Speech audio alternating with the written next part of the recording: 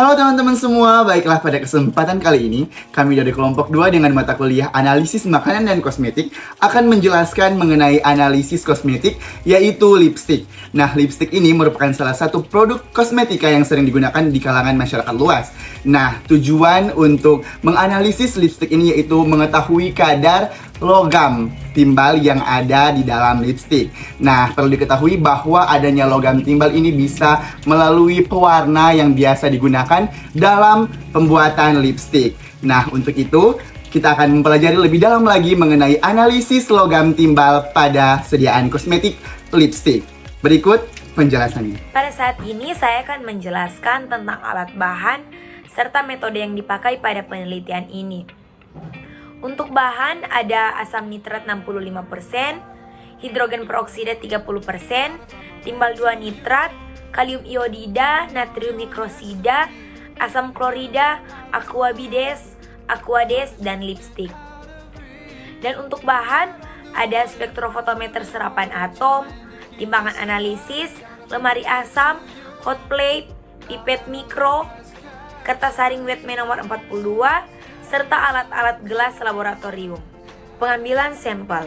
Sampel yang digunakan yaitu satu merek lipstick yang sudah terregistrasi oleh BPOM yang beredar di sekitaran Kecamatan Pasar Jambi.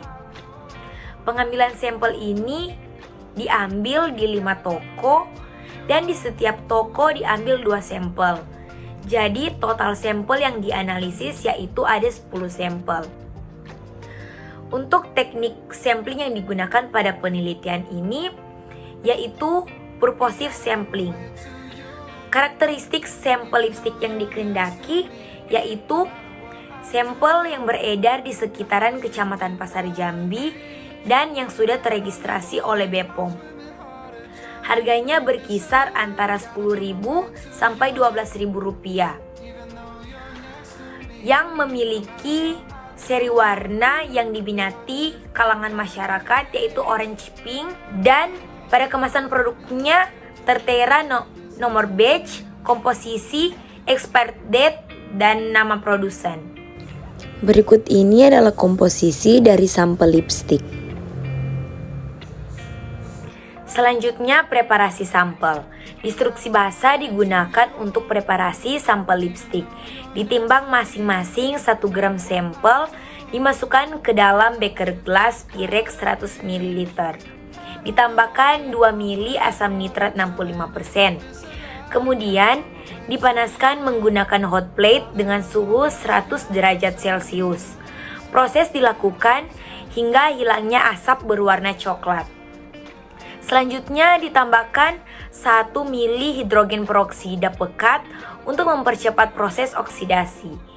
Larutan didinginkan terlebih dahulu, lalu ditambahkan aquabides hingga 50 ml. Penyaringan dilakukan dengan kertas saring Wetman nomor 42.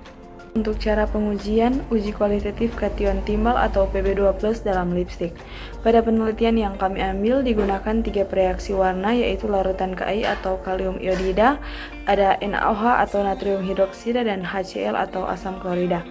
Pada masing-masing sampel ditambahkan 2-3 tetes larutan bereaksi dalam 1 ml larutan sampel, di mana pada masing-masing terbentuk endapan yang berbeda. Yang pertama ada endapan kuning pada kalium iodida dan endapan putih pada natrium hidroksida dan asam klorida yang menunjukkan adanya kation timbal atau Pb2+.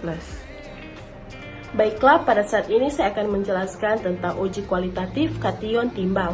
Nah, pemisahan dan pengujian ion di dalam larutan yang mengacu pada prosedur lab merupakan analisis kualitatif, di mana identifikasi kualitatif adanya kandungan logam berat dalam kosmetik dapat dilihat dengan menambahkan reagen tertentu pada sampel kosmetik. Melalui penambahan ini, maka sampel yang telah dipreparasi sebelumnya akan memberikan hasil berupa perubahan warna larutan serta reaksi yang akan menghasilkan endapan dengan warna tertentu. Nah, bisa dilihat pada tabel uji kualitatif kation timbal, untuk setiap sampel yang telah diuji didapatkan hasil dengan keterangan untuk Ki hasil positif, untuk HCl hasil negatif, dan untuk NaOH hasil negatif. Metode analisis yang akan saya jelaskan pada saat ini yaitu uji linearitas. di mana analisis regresi Y sama dengan A tambah BX. Untuk Y, intensitas yang terbaca, A, tetapan regresi, B, koefisien regresi, dan X, konsentrasi, di mana digunakan untuk menghitung koefisien korelasi atau R. Nah, saat ini kita masuk dalam hasil pembahasan dari uji linearitas.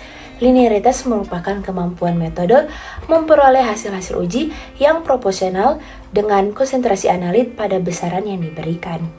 Nah, selain itu, merupakan ukuran seberapa baik kurva kalibrasi yang menghubungkan respon atau Y dengan konsentrasi atau X. Berdasarkan hasil yang diperoleh dapat dilihat pada gambar di samping, nilai koefisien korelasi atau R yaitu 0,99678, di mana nilai tersebut mendekati 1. Hal ini menunjukkan bahwa konsentrasi sampel yang diperoleh dapat dihitung dari nilai absorbansinya. Selanjutnya, dalam analisis kimia, salah satu validasi metode analisis yang digunakan yaitu uji batas deteksi atau LOD dan uji batas kuantitasi atau LOQ. LOD itu merupakan jumlah terkecil analit dalam sampel yang dapat dideteksi yang masih memberikan respon signifikan dibandingkan dengan blanko. Sedangkan parameter pada analisis Rennik dan diartikan sebagai kuantitas terkecil analit dalam sampel yang masih memenuhi kriteria cermat dan seksama disebut sebagai batas kuantitasi atau LOQ. Ada beberapa cara untuk memperoleh nilai LOD dan LOQ, diantaranya yaitu signal to noise, penentuan blanko, dan kurva kalibrasi. Dalam penelitian ini, peneliti mencari nilai LOD dan LOQ menggunakan persamaan regresi linear dari kurva kalibrasi. Nah, untuk rumusnya dapat dilihat di samping. Untuk mencari nilai LOD, 3 kita kalikan dengan simpangan baku residual, kemudian kita bagi dengan nilai slope. Nah, slope ini adalah koefisien regresi untuk variabel X atau variabel bebas. Nah, selanjutnya untuk nilai LOQ-nya dicari dengan cara 10 dikalikan dengan simpangan baku residual lalu dibagi dengan nilai slope. Sebelum mencari nilai LOD dan LOQ, kita cari terlebih dahulu nilai dari simpangan baku residual. Nah, untuk mencari nilai simpangan baku residual ini, kita akarkan jumlah dari nilai Y dikurang dengan nilai Y ke I, kemudian kita kuadratkan, lalu kita bagi dengan banyak data atau jumlah data dikurangi dengan 2. Dalam penelitian ini, peneliti menggunakan alat spektrofotometer serapan atom untuk validasi metode analisis. Yang pertama dilakukan yaitu nebulizer dari alat spektrofotometer ini dibersihkan menggunakan Aquades yang mengandung 1,5 ml asam nitrat pekat. Nah, di sini fungsi asam nitrat pekat ini dia menghilangkan ion fluorida yang merupakan pengotor dalam larutan standar. Selanjutnya, blanko dimasukkan ke dalam kuvet lalu dimasukkan ke dalam spektrofotometer untuk diukur nilai absorbansinya. Begitupun dengan sampel yang telah dipreparasi dan sebagai logam terlarut atau logam total. Kemudian dimasukkan ke dalam kuvet, lalu dimasukkan ke dalam spektrofotometer untuk diukur nilai absorbansinya dan dicatat.